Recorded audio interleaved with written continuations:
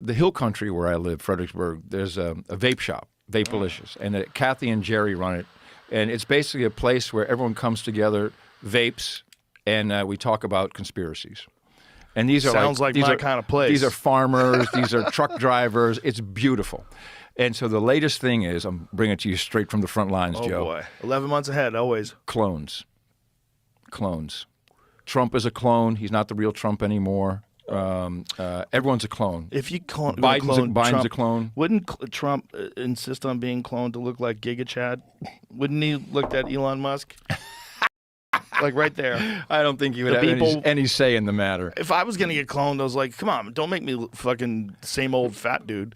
Come on. You're a beautiful man, Joe But I'm Rogan. saying if I was Trump. Oh, yeah, okay. I'd be like, come on, let's tighten this up a little. No, he probably thinks he's really a beautiful man. He doesn't think he Kanye needs to do West any of calls Twitter chief Elon Musk a half-Chinese Nice, clone nice. engineered like Obama. Boom. Boom. Musk says he's taking West's comment as a compliment.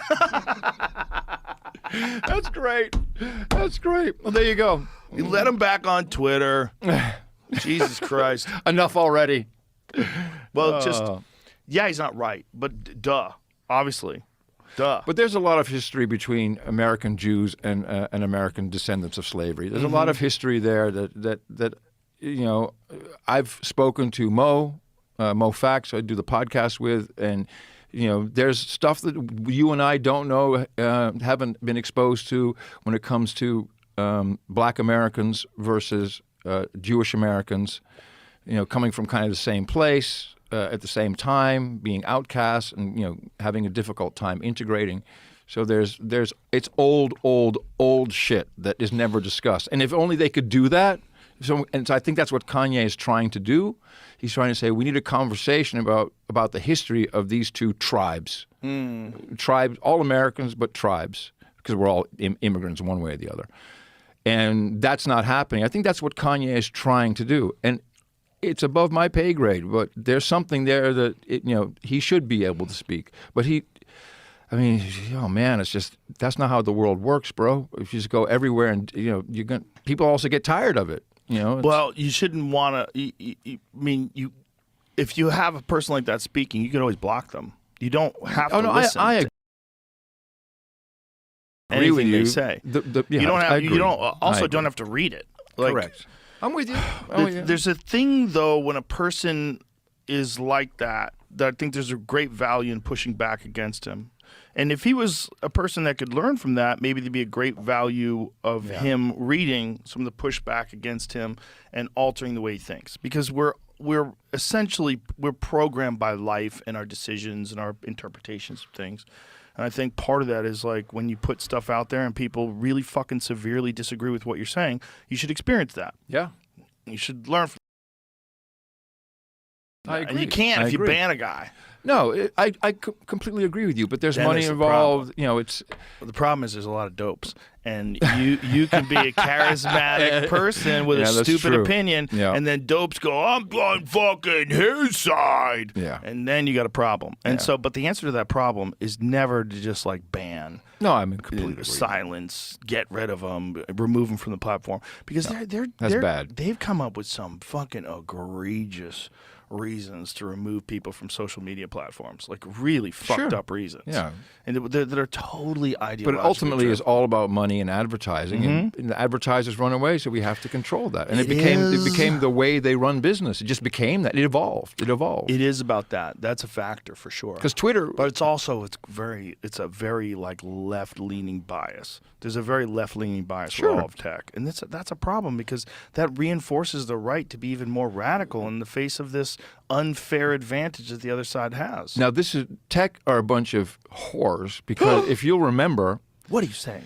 At a certain point in it was in the 2000s. All the Silicon Valley CEOs were handing out Atlas Shrugged to their employees, and like, oh yeah, man, yeah, objectivism, Ayn Rand, fuck it, it was very right wing, very Republican. Peter Thiel still stayed that way, but most of the other ones went, I'm gonna be over here with the winners. Well, once they got so much money, and then there's like there's this pressure for altruism, there's pressure for social justice, and you're hiring kids right out of universities, and they shape the culture of the place because they're the majority It's of the all captured. employees. It's all captured. Yeah. It's all been captured. Yeah, it is. Yeah. Well, what's that guy Yuri Betanov? Do you know the old Soviet Union guy that explained? He's how he did the ideological education capture. system 30 years ago. They started that, and the seeds were planted. Seems like it could be possibly true. There's something to that. It's way too on the nose for him to do that in 1980. Was Something it like that, 4? I think it was. When was that Yuri? How do you say his name? Yuri Betanov. Betanov. It was It's not only coming up. You want me to send it to you? It was only 10 years after. Talking about, but that name isn't coming up. Oh, okay. I'll send it to you. I saved that shit on my It was phone. only 10 years after Leonard Nimoy, Dr. Spock, Yeah. did a whole special on how climate change was going to take us into a new ice age. I mean, it's crazy. Yeah, we talked about that the Oopsie. other day. That Oopsie. was really interesting. Oopsie. Well, but that's the real fear. The real fear is I'm a more afraid fear. of cold. Yeah, I cold really is that'll kill goddamn you. That'll kill terrifying. you. Yeah, that'll kill you. That's the thing that kills you quicker than anything. I Like think when nothing grows and everyone's fucked, it's not good. Oh, here he is. I think it's going. You found it, Bezmenov. Jamie? Oh, There you go. That's it. I'm sorry, I said his name wrong. Bezmenov. I couldn't. I just guessed. What did I say? Betanov? Sounded good. Close enough, brother. Well, this gentleman was in 1980. What was it say? Doesn't say. 29 years ago. It looks pretty shitty, so it must be 89. Yeah. Well, it's somewhere. I think it's somewhere in the 80s. But either way, watch it and watch it on YouTube and go, holy shit. It's exactly what it looks like. It's doesn't exactly what it looks like today. Whether it's a coincidence. I mean, if that guy was a betting analyst, I would go to him for all my bets. But, you I'd know, be like, dude, how are you so accurate? The CIA also did the same thing to Europe. They had all these cultural people and artists and beatniks, and they went over to Europe, all CIA assets, to integrate, to kind of get everyone more Americanized. Come to our side, don't go to the East. Stay with us. Stay with us. Yeah. And they were integrated everywhere. I mean, just music, theater, everything. And that's admitted now, documented. Yeah, you for can look it sure. up. So this is just the way of the world. It's the way of the world. You are the exception, which is very, very exceptional. What you are doing is, seemingly you're not a puppet for Putin or a shill for the CIA. It's very exceptional what you do.